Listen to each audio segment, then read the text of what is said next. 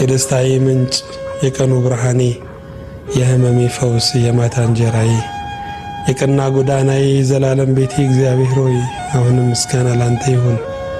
በተደነቀ ዝምታዬ የምትኖር አስተዋሽ ቤዛዬ ክርስቶስ ሆይ አንተ በዝምታ ውስጥ መልሳለህና አከብርሃለሁ። እንደማይሰማ ዝም ብትልም እንደማይሰጥ ብትዘገይም እንደማይገደው ብታልፍም ዓላማ አለህና ተመስገን።